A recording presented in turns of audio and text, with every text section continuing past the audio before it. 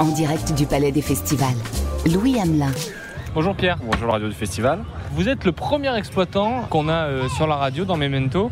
Et très fier parce que vous n'êtes pas très loin d'ici. Tout à fait, une heure de route dans le Var, dans le centre Var. Une toute petite salle. Une petite salle dans une petite commune. Ça s'appelle comment ? La commune Besse-sur-Issole, la salle Le Marilyn, comme Marilyn Monroe, en hommage, forcément. Pierre est un tout jeune directeur exploitant. Il a été nommé en septembre dernier suite au départ de l'ancien directeur du cinéma qui était âgé, tenez-vous bien, de 86 ans.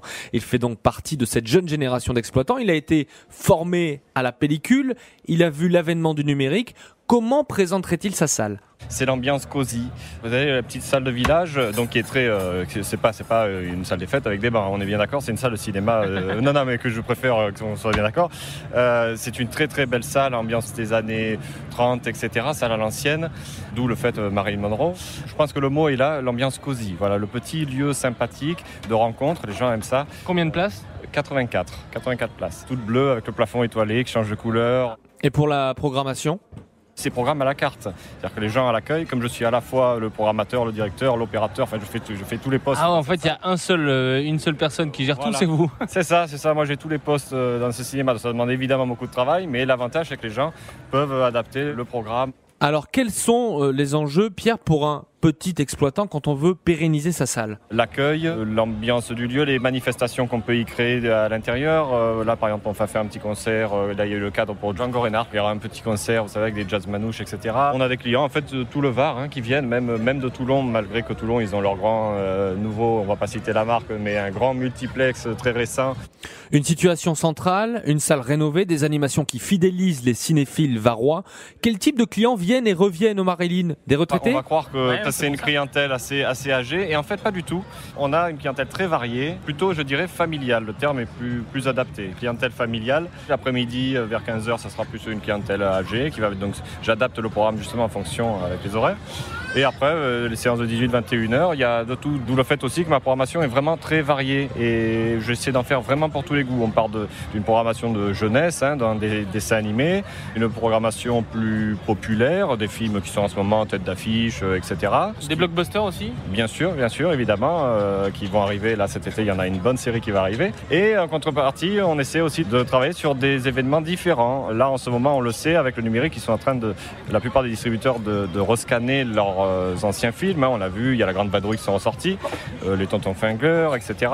Et essayer pendant l'été, au milieu de ces gros films qui vont sortir américains pour la jeunesse, de glisser quelques séances d'été avec des films à l'ancienne pour justement vraiment avoir un grand panel de films, de choix pour toucher le maximum de public, quoi. Alors, dès que Pierre a un peu de temps libre, ce qui lui arrive assez peu, vous l'aurez compris, il s'échappe pour s'adonner à une autre de ses passions, la photographie, mais il est aussi très actif pour échanger avec d'autres professionnels dans la région.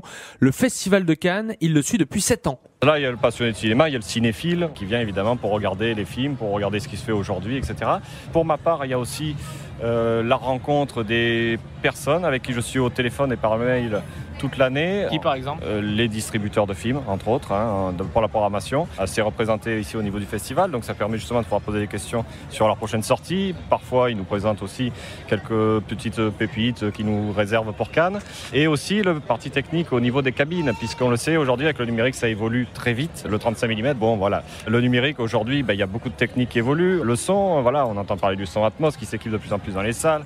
Les cabines, les moyens de projection, les appareils. Donc là, tous ces professionnels sont là. Voilà. Et vous allez dénicher un petit peu ce qui se fait d'innovant. Exactement, on se connaît pour la plupart, on se profite de se retrouver ici une fois par an et de refaire un point sur les évolutions, celles qui sont plus publicitaires et celles qui ont vraiment une réelle utilité et qui vont être amenées à se généraliser dans les prochaines années dans les salles de cinéma. Et c'est important d'être bien informé sur ça pour toujours le plus au goût du jour possible, autant dans la projection, dans le son, dans l'image. Un dernier mot, Pierre ? La salle est réouverte depuis le 17 septembre 2016, donc.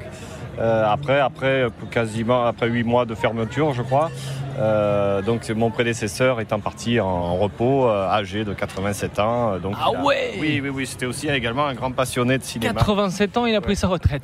Oui. Est-ce que vous, ça va aller aussi loin ? Je l'espère, je le souhaite, pourquoi pas. On verra bien, on verra ce que réserve l'avenir, mais Preuve que le cinéma, c'est vraiment un métier de passion. Depuis les travaux et la réouverture, franchement, est-ce que les affaires se portent bien ? J'aime pas parler de chiffres et puis évidemment, on a fait à l'heure actuelle en 7 mois 3 fois le chiffre annuel de la salle. Merci Pierre. De rien, merci à vous et longue vie à Radio du Festival, puisque c'est votre première. Exactement, merci, longue vie. Merci à Pierre pour le travail qu'il réalise avec passion et l'envie de se distinguer, de proposer une autre approche du cinéma beaucoup moins impersonnelle que les grandes chaînes d'exploitation. Je pense que cette diversité, Maxime sera d'accord avec moi, fait la richesse du cinéma français. Il faut la préserver.